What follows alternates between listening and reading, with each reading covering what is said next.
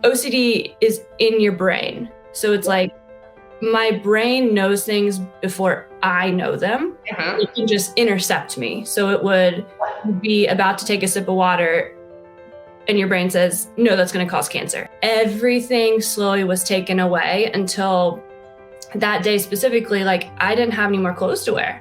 They were all dangerous. I'd been wearing like holy pajamas because that's what was allowed. And then those got banned and I couldn't eat any food. I couldn't drink water, but it really got to a point where, I was laying naked on my bedroom floor. Yeah. There are no clothes to wear and I weigh 90 pounds. And once I got a hold of not just OCD, obsessive and compulsion, I have to try and stop doing this, but getting to the core crux, underlying issues that were kind of fueling that need. Sure. That's when I really found a lot of relief.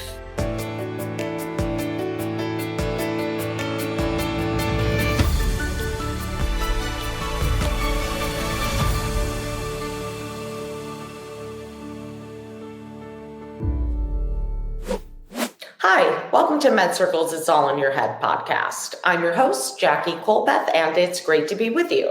Today, we are going to talk about obsessive-compulsive disorder with Allison Britz as part of a series on different anxieties. Allison has been battling OCD since she was a teen and wrote the book Obsessed, a memoir of my life with OCD, where she recounts her debilitating struggle with OCD and ultimately her hopeful climb out of the depths of this disorder. Allison is an inspiration to so many, and we are so excited she took time out of her busy schedule to chat with us. Allison, welcome to It's All in Your Head. Hi, I'm so excited to be here. Thanks for having me. Well, you are very welcome. I'm very excited to have you here today because anxiety is certainly a topic that so many people can relate to on many different levels. But I'm really excited for you to share your story and your struggle with OCD specifically, just falling within that category of anxiety disorders. And there's a lot of misunderstandings about it, I think. So looking forward to learning more about that. Just for our audience, I read your book. It's called Obsessed, a memoir of my life with OCD. And for our audience, it's really helpful if you could give us an idea what your life was like for some context before the onset of your symptoms and really starting to go through the struggle, the thick of it, and then what it was like during and after that struggle. Sure. I think my answer to this would be totally different maybe 10 years ago. I've gotten a lot of perspective on maybe some behaviors from my childhood that were a little bit more of what they call like pure OCD. It didn't necessarily have the compulsion aspect, but just a lot of significant intrusive thoughts. So that's been a really interesting part of the therapy I've been getting as an adult is it didn't come out of nowhere, perhaps in the way I thought it did. So I would say I was an overachiever, normal. Yeah. What normal? I played soccer. I always had a lot of friends. I was social, but I was always driven to be the best. Even in elementary school, I remember you got a star on this bulletin board every time you read a book, and I will read the most books. Like I will be reading the most books. I need to win. I need to be the best. I need to impress everyone. That was just my way of going about things. I back then, this would have been early 90s, anxiety was not, talked about really or really even understood, but I had significant anxiety, particularly about, this is from a child's perspective, but bad guys. I would be in my room at night and I have vivid memories of being 6 or 7, just awake in my bed, in a tight little ball, convinced a bad guy was about to break in and like murder my family. I would tell my parents, but they thought it was nightmares, that kind of thing. Like what do we really do with this here? So that kind of behavior continued, I would say, through elementary and middle school. I have memories of middle school. I would come home on the bus, let myself in the house at like 3:30, and then I would like put myself in a corner so I knew there was nothing behind me and just watch my house outward because of bad guys. And that wasn't something I communicated to anyone. And what's interesting too is you only know your own experience in life. And I was never telling my friends like, hey guys, I spend all afternoon backed into a corner waiting for bad guys. Right. But I guess I didn't think that other people maybe didn't do that or didn't have these fears. Sure.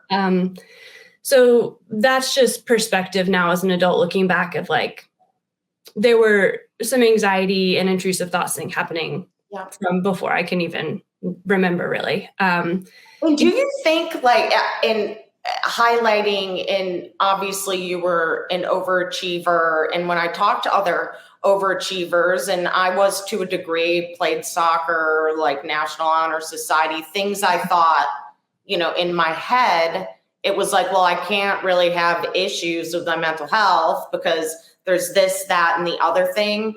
Do you think, in hindsight, come from a place of don't look over here because I'm achieving so much, there's nothing you can really criticize? I'm wondering if you've ever realized kind of like where that stems from. That's such an interesting question. I would say it probably was not that conscious. Both of my parents were in the military, and their parents were in the military. And there was a lot of rules, and you do this way, and that is the only way you do it. And if you don't do it that way, you're wrong.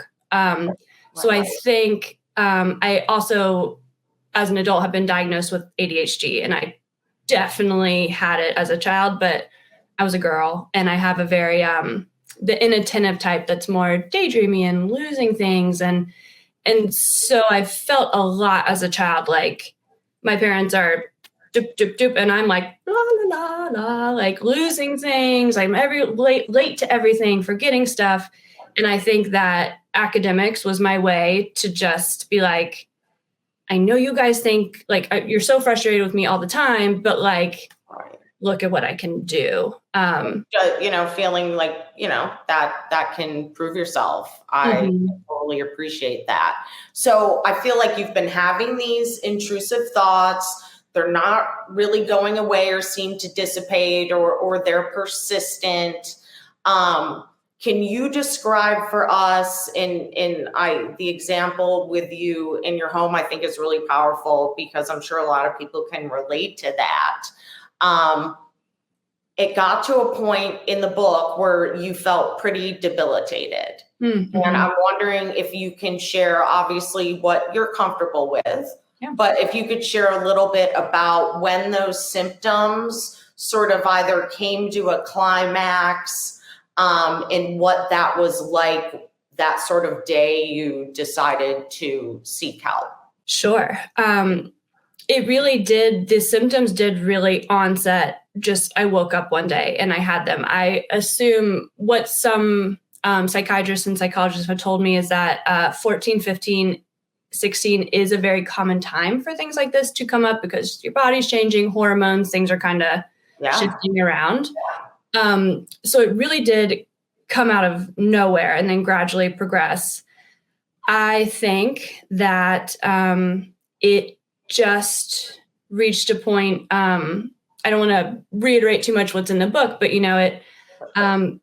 OCD is in your brain. So it's like my brain knows things before I know them. It can just intercept me. So it would be about to take a sip of water and your brain says, no, that's going to cause cancer.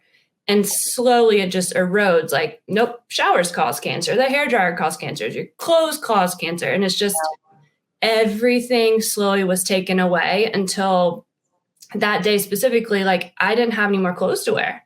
They were all dangerous. I'd been wearing like holy pajamas because that's what was allowed. And then those got banned and I couldn't eat any food. I couldn't drink water.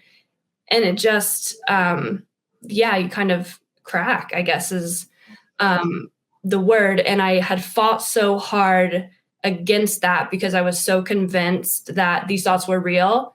And if I tell someone,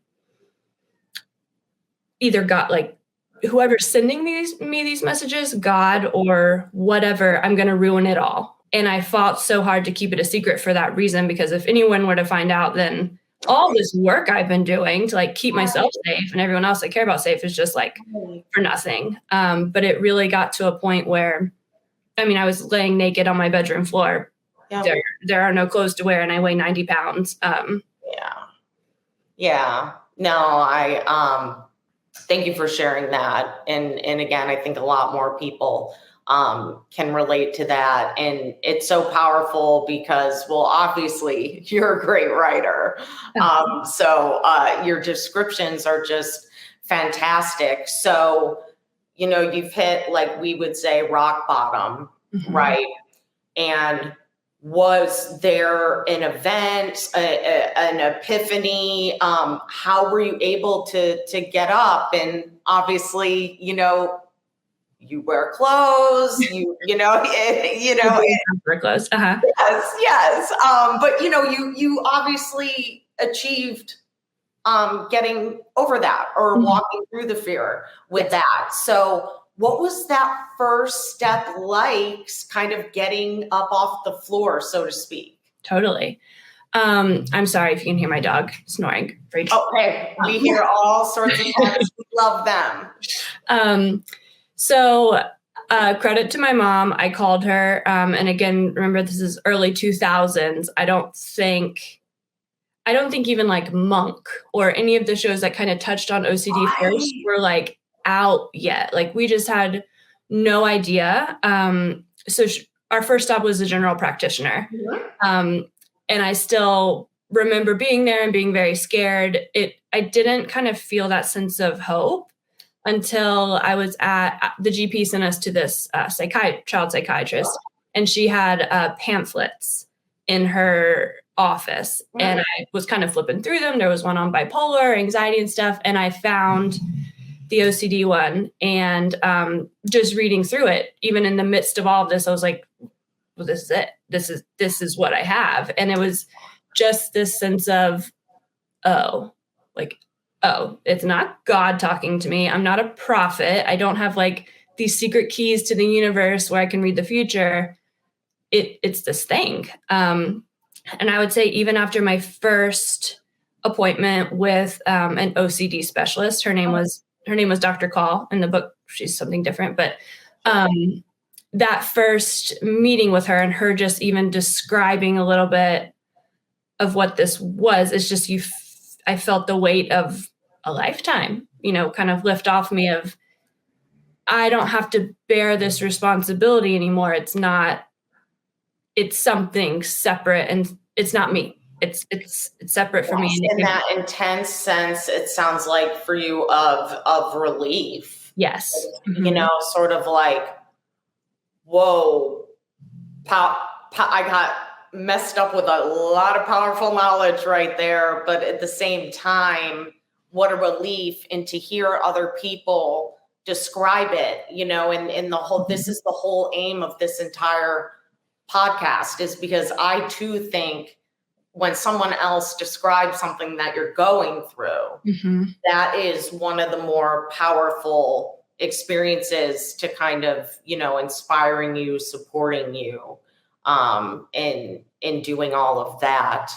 So your mom was obviously a major sense of support, and you started to go see the child psychologist. And was there anything, obviously no proprietary info or things like that, but are there different types of therapies that you had tried for OCD? Like, I'm kind of wondering how that process looks. Sure. And just to caveat that, from a lot of other people I've talked to with OCD, my experience is very different from theirs. I was getting these messages and I interpreted them in messages, thoughts.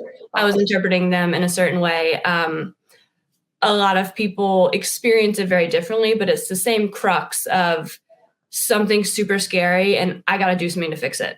Maybe it's wash your hands. Maybe it's say the rosary 57 times, whatever it is. So it's the way I describe it is not how everyone experiences it, but it's that similar kind of nut in the middle.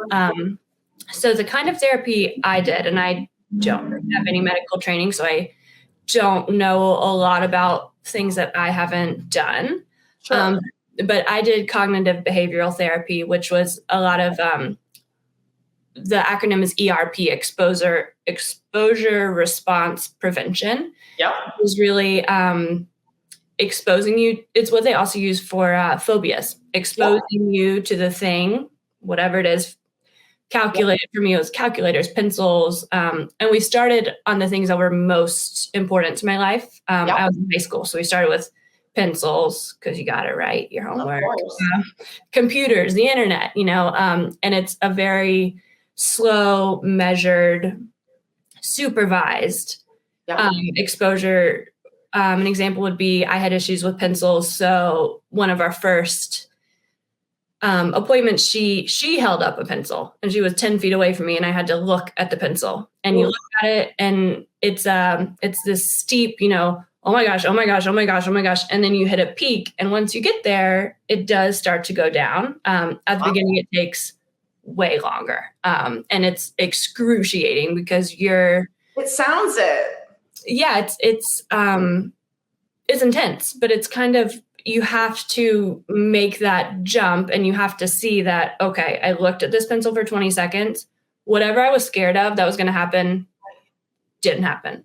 And it takes doing it over and over and over for your brain to kind of believe you and believe reality about it. Yeah. And we did it for everything. And what was also very helpful is she had, I didn't do a lot of drawings with her, but she had other patients who, especially younger ones, would draw what they were afraid of and draw.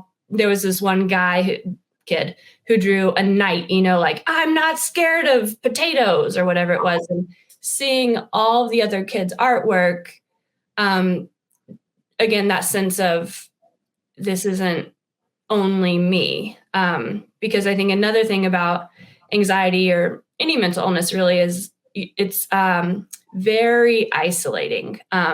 I had a whole world in my head, very vivid, very real. And like 70% of my brain was just dedicated to living this life inside my head that absolutely no one knew anything about.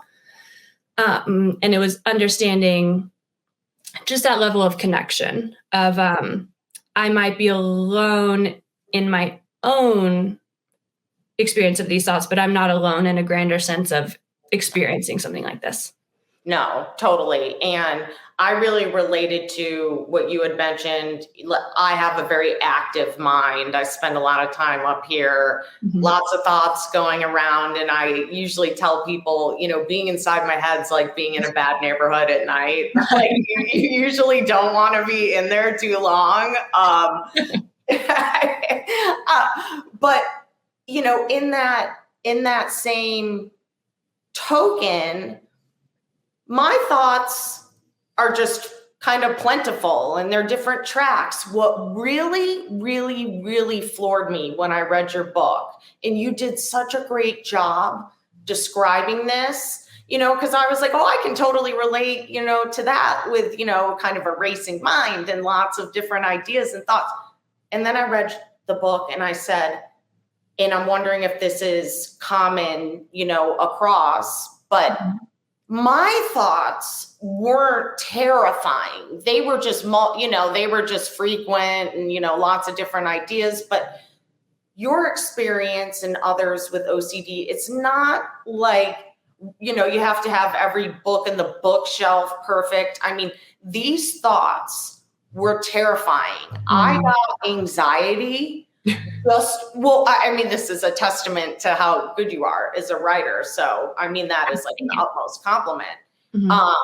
It was terrifying and it was scary. And like my heart obviously in the moment was like, oh man, this is such a heavy load to carry, because while I might get preoccupied and think of too many things and forget something or show up late, it's not that level. It's almost like you're also a victim of being terrorized in a sense. And I'm sure it sounds like it must feel like that too in some ways.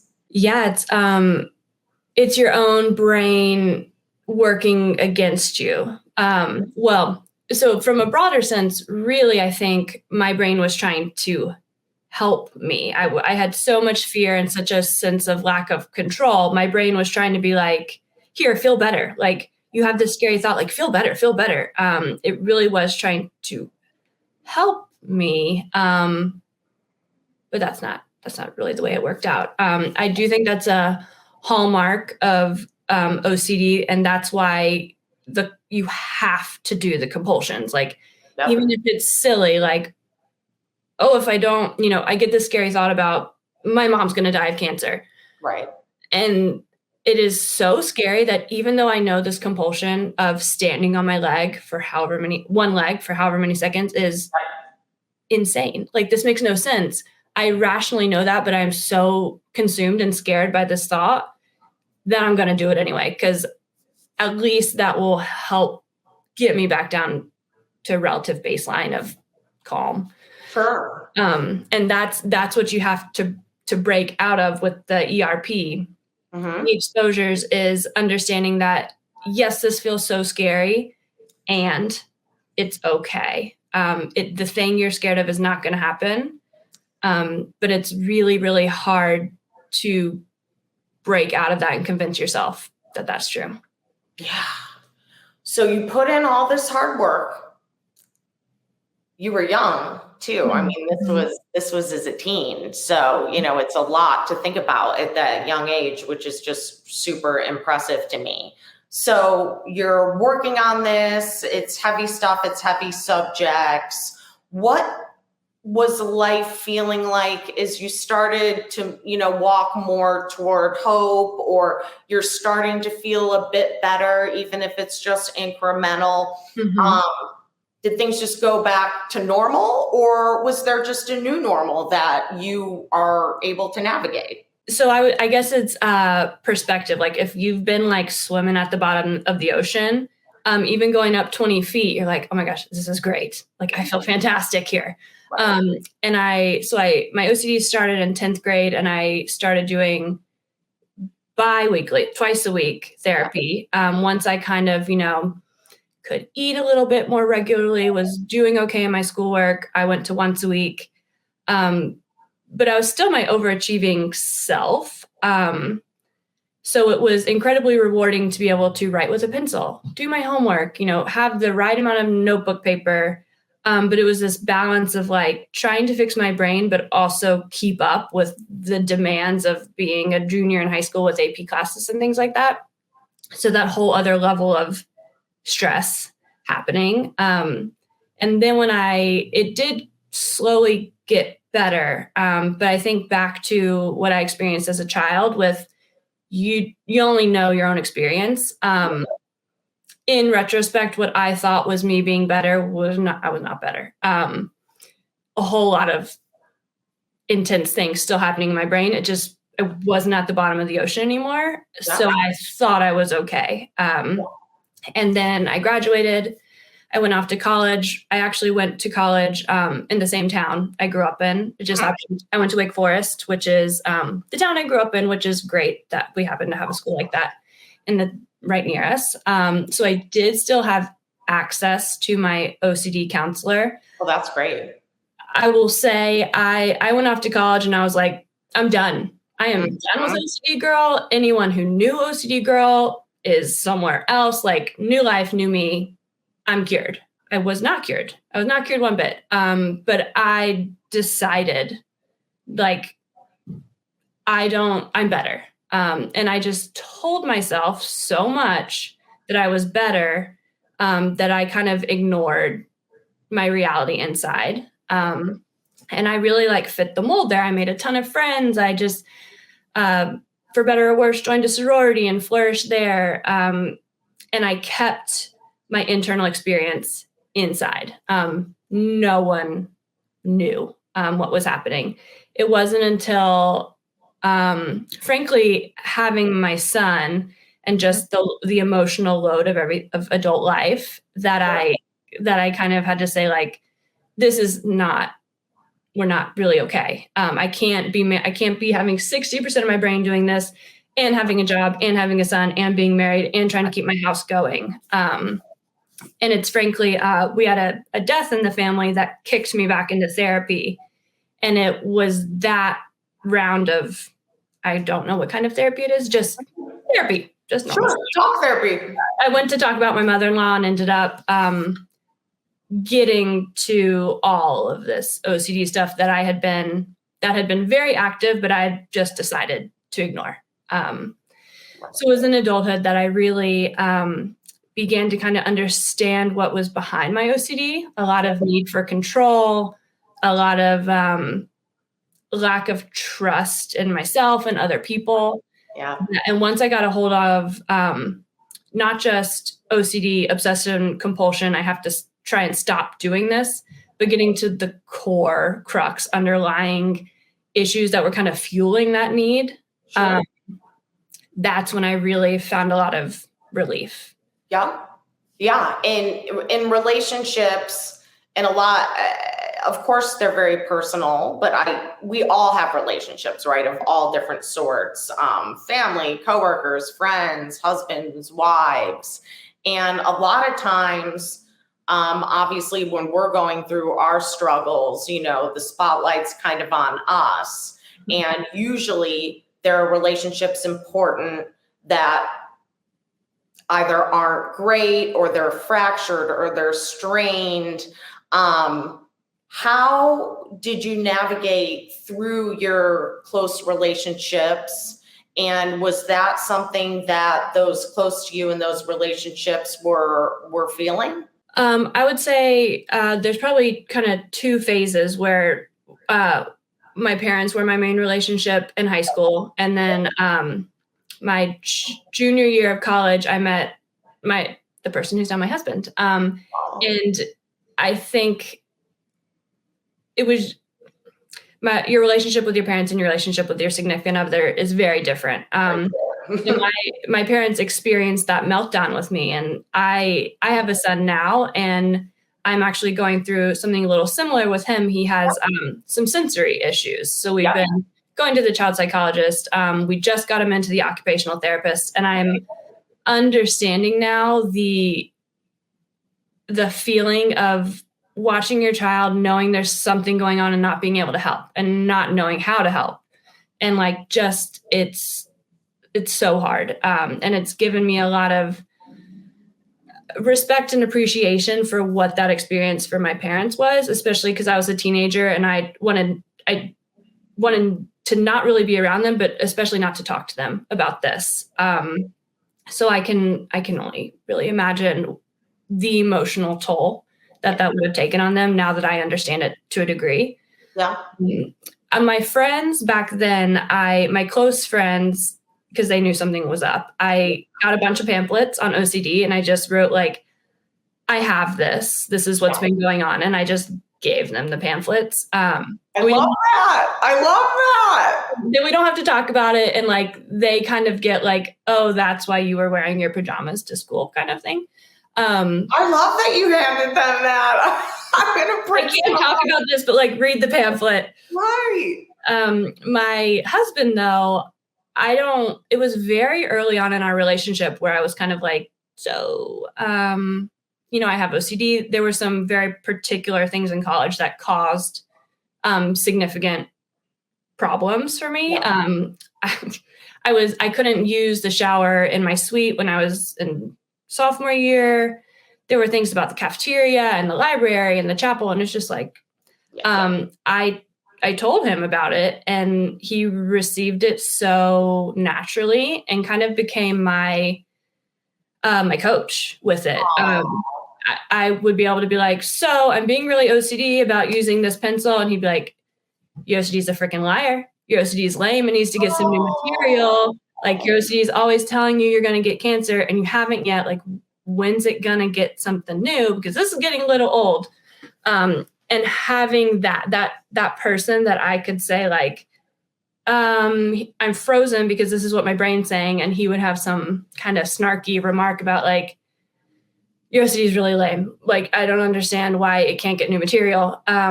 having that reality check all the time really helped me. And it gave me the skills when I was by myself to be like, okay, self, we talk about cancer so much. And I've gone against OCD so much and I have yet to get cancer. Like, we're good. Like, use the pencil, use the computer, whatever it is. And I think maybe it's a different level of self, being within yourself. That in college I had developed enough sense of identity, maybe, that I was able to feel comfortable saying, this is happening, this is who I am. Whereas when it was first starting in high school, it was just shame and fear, and I wasn't ready to really lean on anyone for it.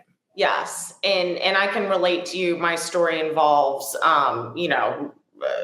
my first trip to a child psychologist was 12. So my, childhood, I can definitely personally relate to that, and the amount, of shame that you're unnecessarily carrying, but, just by default, you do carry that. I think people would never know that because you did write such an awesome, candid book, and you are a great writer. How cathartic was it for you to put that all on paper? Because writing a book, especially a memoir, is a terrifying event. I mean, I had tried it a while ago, I'll be honest, and it was emotionally draining. So I'm wondering, how did you feel after getting that all out? It kind of happened on accident, to be honest. I have always been an adamant, I don't journal. And my therapists have always been like, you're a writer who doesn't journal. But it's because when I start writing, it just like things that I've been ignoring, just like, and it's scary. And it's like, you're sitting down and it's like, there's so much stuff in here. And like, I'm so scared of what it is. And I'm just going to not go there. Right. This kind of happened. Boyfriend at the time, he was studying for this really intense finance certification. So on like a Saturday, we were living together and he'd be like, all right, it's 10 a.m. I'm going to study. See you at 5. Yep. And we had just moved to Charlotte. I didn't really know anyone.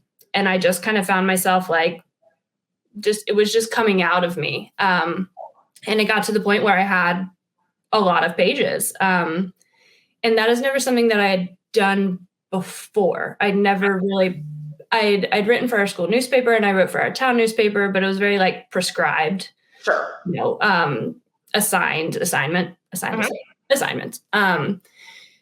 So it was really organic, and I can't really now even explain why that's something I started to do, but I got enough where I had 40, 50, 60 pages. And it was actually my husband again, who was like, we should try and do something with this. Like, people are interested in mental health, and like, you have a story, you should do something. And I did. I bought a book on Amazon and just kind of all came together. It was again, like writing without thinking about it. I think that's a major theme throughout my life, is like, I'm doing things and I am also ignoring a whole lot. There only now, truly in adulthood with more therapy, have I reflected back on that time and found it to be traumatic, or to understand it in a bigger way. It just came out. I think it was cathartic, but then again, I was writing about my OCD, but I was not thinking about my OCD, if that makes sense. It was more like, I think that's why it was so great, because sometimes too, and writer friends, tell me you can overthink things. Yes. And it can lead to writer's block. But if you are in a place where, you are, maybe your intent, to your point, isn't even to get it published. It's just, really kind of cleansing and therapeutic and cathartic for you. So that just sounds like something that was totally meant to be. Right. Yes. Because now I have tried to write more, and it's like, now I know I'm writing and I'm thinking about it and I get all in my head, and it's just, that was just very like, I'm on my couch, like with my laptop, just writing. So yeah, it feels like it was supposed to happen, which makes all things feel very full circle. Oh yeah. And were you, the response, were you just absolutely floored by the response? Yes. So the book was published, I guess, going on 6 or 7 years ago, and it was pretty quiet at the beginning. I like a year and I only had like 12 Amazon reviews, and I was emailing my agent, like, can you like make a fake review because it looks like no one's buying my book. Get everyone in the office to make one too. Yeah, exactly. Like calling my grandma. Yes.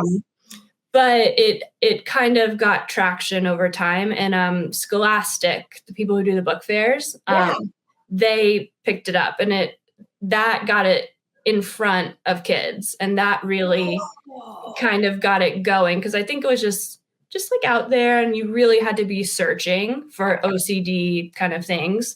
This getting it in the Scholastic booklet and having it in the book fairs, I think, put it in front of kids, and whether they have OCD or not, I think everyone can relate to the inside of my brain, and my internal experience can be kind of weird and scary. And to realize other people, the National Honor Society president, the captain of the cross country team, like she also has dark and scary things happening inside is it's nice. Yeah, no, it is great to find company in people that can really experience not just, physical experience, like going out somewhere, but like a deep, deep emotional experience, which not, everybody's really going to connect on. So you're married, you're a mom, you're a dog owner. What does life look like now for Allison? Well, my OCD is much more under control. If you had asked me at any other time in my life, college, early adulthood, I would have told you it was under control. It wasn't. Right. Now I really have a much better handle on why, how, and no fault to my parents, maybe perhaps the way I was raised gave me a lot of uncertainty. Sure. And maybe I felt at times a lack of emotional support. Sure. And my OCD, I think, was a way to my childhood self way of figuring it out and comforting myself. Yeah. And it's now as an adult that I've gotten this therapy, and I can kind of understand the larger picture of who I am and what my life has looked like and how I got to this point. My OCD is it's almost like I have an empathy or a compassion for myself when I now get an OCD thought. It's not, this is scary. It's right. Like, it's okay, self. Like, I know why you're feeling these big, scary feelings, and like, it's okay. You don't have to be embarrassed, but like, this isn't real. We're not doing this. A much gentler, empathetic approach. I do a lot of yoga, which I don't want to be cliche with like yoga changed my life, but it really helps me to stay in the present. Yes. My OCD even now flares when I'm in a time of stress or change, and like I'm pulled away from kind of my grip on reality, really. And I have the ability now to, when I start getting really OCD, that is a sign to me that we need to pause. We need to take care of ourselves. My dog is snoring. I can take it as a sign that like I need to pause and take care of myself and reconnect with my awareness of reality, and as opposed to like running away with it. Well, and you just described something I love because I think half the battle sometimes is expectations, in life in general. And a lot of times they're an expectation where you go to treatment, you might speak with a doctor, therapist, whomever, and you think after X amount of time, like you're good. Like you had said earlier on, I've had the same experience where it's like, all right, cool. Like we're good. We're good. And then time goes on and there's no real like practice of fine tuning the toolkit, right? Of like recognizing when you're starting to feel like that again, in really incorporating it, as it sounds like for you, which is great for our audience to hear, but really incorporating it into your lifestyle, like into the fabric. And then that in turn helps really prevent or at least counter impact anytime maybe you're not feeling as great. Totally. And until probably the last 3 or 4 years, I was so resistant to being the girl with OCD. I did everything I could. Like, I've got the job and I've got the husband, and I've got the dog, and I have the kid, and I have the house, and like, look at me, everything is fine. And it took kind of being humbled by my mother-in-law's death and the shrapnel that got sent through my family to kind of gain that sense of self-awareness and self-compassion. It doesn't have to be force, like do more. Like, I'm great as I am, and everything is okay. And taking the time to understand, like when my hip hurts, I get this like psychosomatic pain in my hip. Yep. And I went to physical therapy. I got x-rays. I was researching all these crazy diagnoses that I could have. But now I know that if my hip's hurting, like something is up, and I'm either doing too much or I'm subconsciously stressed about something. It's just that level of awareness. So my hip hurts, I'm getting super OCD. Like, we gotta pause, take stock, and figure out what we need to adjust.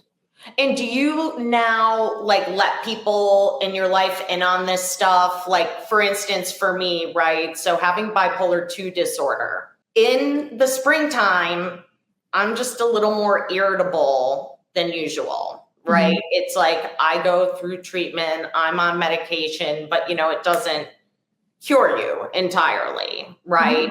But it definitely helps me immensely. But I'll get a little irritable more than usual, maybe over really silly stuff. And then, I will get more sleepy and just kind of like, feeling a little funky, maybe more like September, October. And like, that's kind of how it manifests itself for me.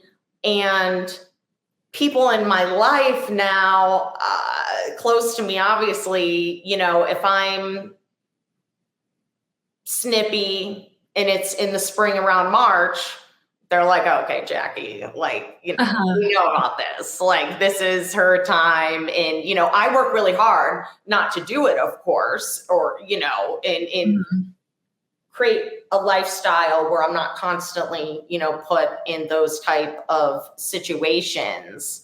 But have you had something similar like that happen too? Like, family and loved ones are aware of it and they might be like, okay, Allison, like.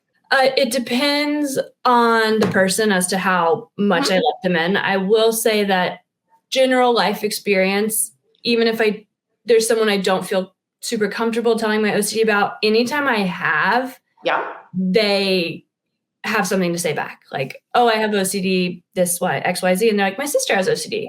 Or, oh, I'm depressed. Or, oh, my grandma. Everyone has something that they can relate to. And if they might not tell you even, but they do. So that has been really helpful for me to know through experience. Anytime I've shared, the person has something to share back. So that I try and keep that in mind about being more open with it. And I think you and I spoke last time we were on the phone about how if we would all just talk a little bit more about what's going on with us,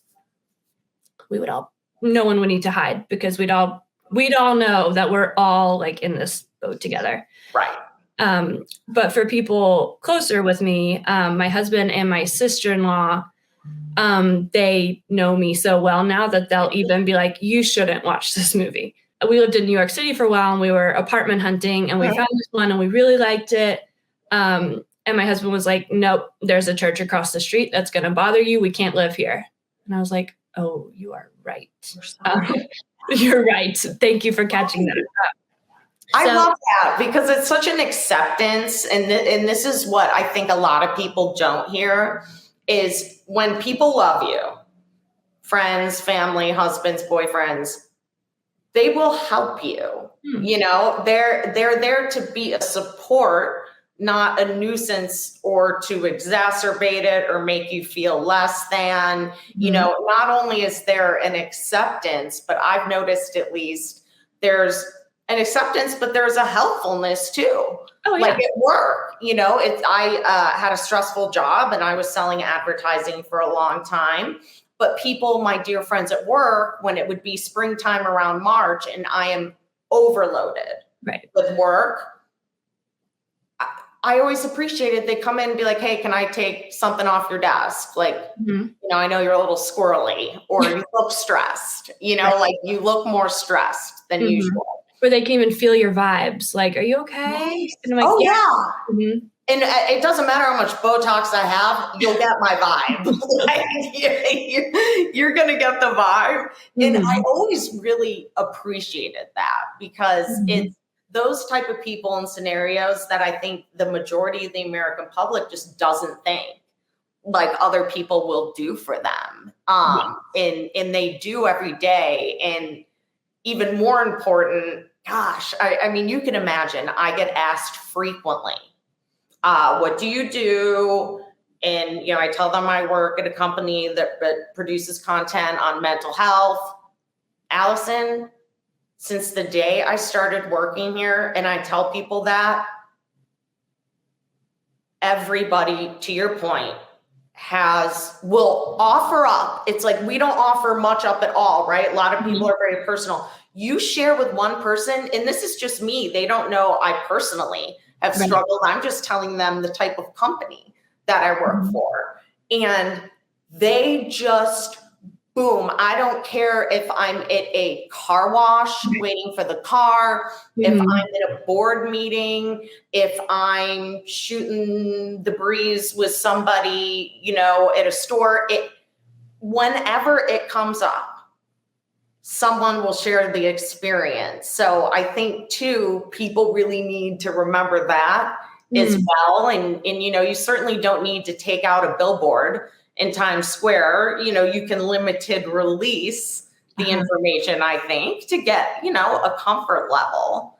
But that's just something that, you know, I've noticed, and I'm really glad you touched on that because, it's very important. I heard this on another podcast. The way he framed it was, if your best friend had bipolar or OCD, or I don't know the. Has it? Bipolar, had bipolar. And there was something that bothered her. I would want to know so I can help. Like, I don't want to make you uncomfortable. I don't want to hurt you. Like, tell me, and I'm going to do everything I can because I love you. Yes. And that's how other people feel about you. Yes. You just have to allow yourself the comfort to say it to them, because no one wants to intentionally hurt you or make you uncomfortable, especially the people you care about. They care about you as well. No, that's such an awesome message, Allison, and something that we always like to wrap up the conversation with is, I'll ask you if there is anyone in the audience who is like really struggling right now, or like really struggling, kind of in the grips of it, what would be a piece of advice that you might give to them? Therapy has changed everything for me. I was so resistant to it. I don't need therapy. I'm fine. I don't need therapy. I'm fine. I wasn't fine. Right. And it is so scary if you've never done it. Yes. I don't know this person. Like, I'm not going to tell them these things. They're going to think it's weird. They don't care. It's not important. A therapist has heard everything you can imagine plus some. And they're in that profession because they want to help you. Yes. And it's the hardest step to say you're going to do it and then sticking with it, because it can be awkward at the beginning. But it's changed everything for me. So therapy, try it, stick with it for a while. And I would also say, I I recently have realized how little love and respect I had for myself. I don't think it's our society is like, do more, be more. Absolutely. You are not okay as you are. You must achieve. And Absolutely. it's your job title and your income and your achievements that make you important or that make you worthwhile. And that was so deeply ingrained in me. Yeah. It took a lot of reading different books and therapy to realize you can love yourself as you are and you can respect yourself as you are. It takes a long time, like years, for me to kind of get to this point where I feel comfortable even saying that out loud. But that lesson and trying to put the things in place that you need to kind of come to a place of loving yourself as you are, which you learn in therapy. Just going to say, and it goes back to the good piece of advice. Well, Allison, I can't thank you enough for coming on and talking to us today. I'm a voracious reader. Your book was absolutely amazing, and we'll make sure our audience has access to that so they can go take a read for themselves. But just thank you so much for your honesty and willingness to come on and share your experience, strength, and hope with us today. So thank you again. Yeah, thank you for the opportunity. I'm so happy that we got to talk about it. Awesome. Thank you. Thank you all for joining today's conversation with Allison. If you visit MedCircle.com, you can access tons of other conversations, including weekly workshops with our credentialed doctors, an award-winning video library featuring almost 1,000 educational videos. Become a member of our community today. Visit MedCircle.com to learn more, and thank you for listening to It's All in Your Head.